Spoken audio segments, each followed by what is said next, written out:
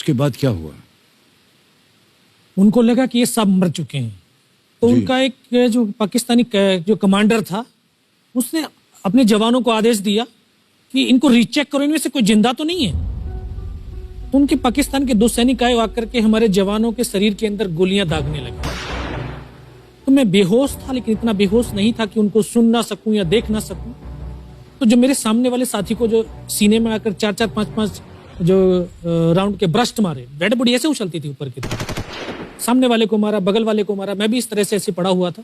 उसने फर्स्ट में यहाँ पर ब्रस्ट मारा, फिर मेरे पैर में 2 जगह पे मारा। उसको मैं देख रहा हूँ कि धुआं निकल रहा है, लेकिन उस गोली की पीड़ा को चुपचाप पड़ा सहता रहा और उनको यकीन हो गया कि इनमें से कोई जिंदा नहीं। फिर बहुत गालियां दी, बूट की ठोकरें मारी।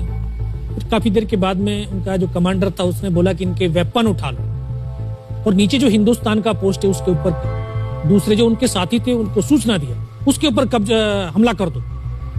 फिर ये आवाज भी सुनी तो मुझे लगा कि यार आज तो मेरी पूरी टीम खत्म हो जाएगी। तब ऊपर वाले से एक ही प्रार्थना करी कि मुझे इतने जिंदा रख दे कि मैं अपने साथियों तक सूचना दे सकूं और उनको बचा सकूं।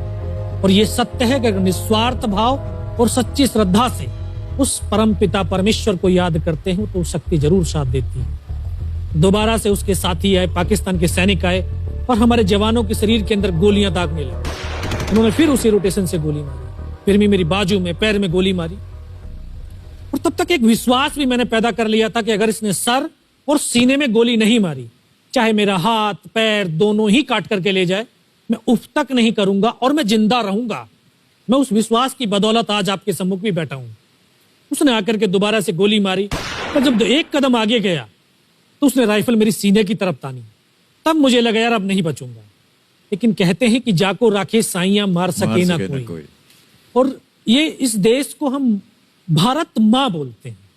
जब तो बच्चे थे एहसास नहीं था, आज पता चलता है इसको माँ क्यों बोलते हैं, क्योंकि ये भारत माँ जैसा दायित्व और कर्तव्य का निर्वाह भी करती है। ये अपने बेटों की वीरता, शौर्य और पराक्रम को कभी दफन नहीं होने देती है। वाह क्या बात। तो शायद इस माँ भारती ने मुझे चुना होगा कि उसके बेटों ने जो शौर्य, वीरता और पराक्रम दिखाया उसको दुनिया तक पहुंचा सकूं। जब उसने गोली चलाई तो यहाँ पर पर्स में 5-5 रुपए के कुछ सिक्के भी थे।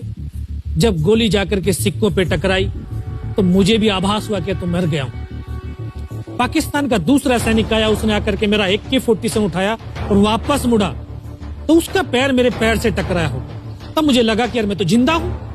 तब मेरे पास एक हैंड ग्रेनेड था, मैंने उसको पिन निकाली और उसके ऊपर ऐसे फेंका तो कोट के अंदर हुड लगे हुए, हुड के अंदर वो गिरा जी। उसने तुरंत पीछे की तरफ मुड़ के देखा, पीछे तो कोई मूवमेंट था नहीं। तो जब तक वो ग्रेनेड को निकाल पाता ग्रेनेड फट गया। यहाँ से उसका पूरा सर उड़ा और वो हमारे ऊपर आकर के गिरा। जो पाकिस्तान के दूसरे सैनिक थे उनमें खलबली मची कि इनमें से कोई जिंदा है, कुछ बोले जिंदा नहीं, नीचे से रिइंफोर्समेंट आ गई है। तो उनमें खलबली मची। मेरा पास वही एक मौका था, मैंने दोनों हाथों से उसकी राइफल को उठाने की कोशिश करी, ये हाथ हिला नहीं।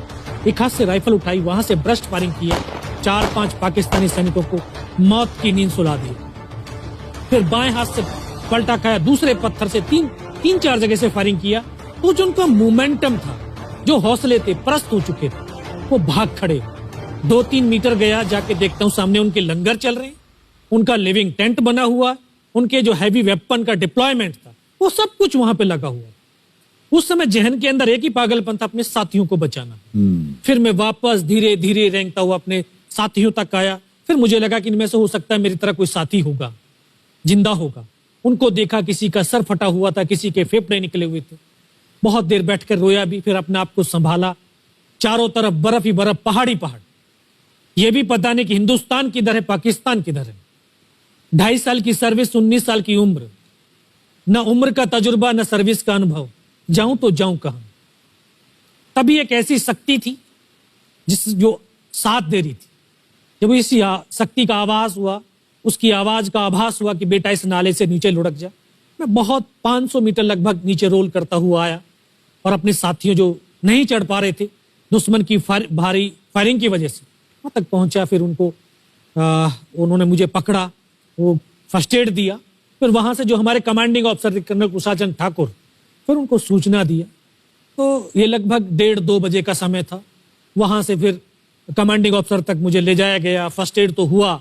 लेकिन ब्लड इतना निकल चुका था कि दिखाई देना बिल्कुल बंद हो गया था। जब उनके पास पहुंचा तो उन्होंने बोला, बेटा मेरे को पहचानता मैं कौन हूं? बस अब आवाज सुनाई दे रही है।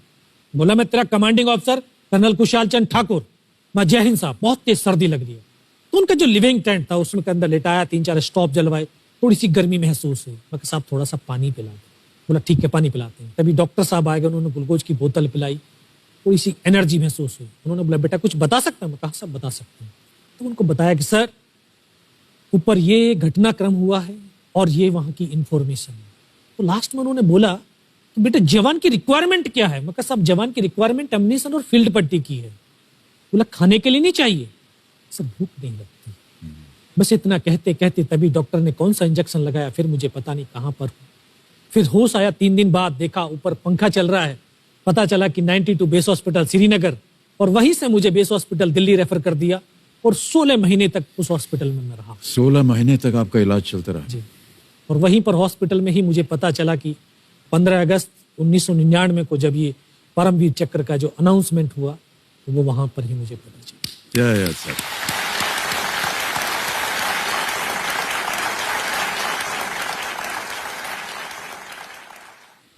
सर हमको यकीन नहीं होता कि कोई भी इंसान जब ऐसी परिस्थितियों से गुजरता है तो उसका बयान कैसे कर सकता है, लेकिन ये आपने अपनी बहादुरी का एक परचम जो है वो फैला दिया है।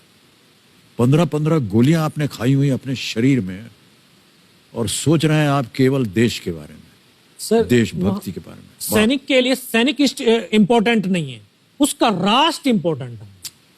वो रहे ना रहे, लेकिन उसका राष्ट्र रहना चाहिए। क्या बात है, वाह वाह वाह।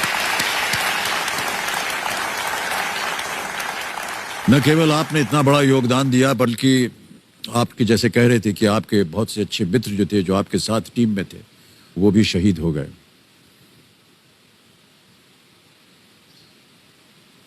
कठिन है सर बहुत इस चीज को दोहराना, इस चीज को आपके मुख से सुनना। अद्भुत है सर, अद्भुत है। बहुत बहुत शुभकामनाएं, बहुत बहुत शुभकामनाएं। सर चलिए अब थोड़ा सा ध्यान वहां से वापस गेम की ओर लाते हैं। हालांकि गेम खेलने का मन ही नहीं कर रहा है। अब आएगा आपके सामने 5वां प्रश्न। इसका मूल्य है 10,000 रुपए। ये खेल का पहला पड़ाव है, और 5वां प्रश्न आपके स्क्रीन के ऊपर ये रहा। क्रिकेट एम्पायर अपने सिर के ऊपर गेंद दिखाकर क्या संकेत देता है? What is signaled by a cricket umpire holding the ball above his head? A. New ball. B. 4 runs. C. 6 runs. या D. Wide ball. नई गेंद, 4 रन, 6 रन या वाइड बॉल? 4 रन के लिए ऐसे ऐसे करता है, 6 के लिए ऊपर, और नई गेंद के लिए गेंद को दिखाएगा। गेंद दिखाना है तो न्यू गेंद। Please lock a sir. A को ताला लगा दे। न्यू बॉल, नई गेंद पे ताला लगाया जाए। कंप्यूटर जी बिल्कुल सही जवाब दिया है आपने।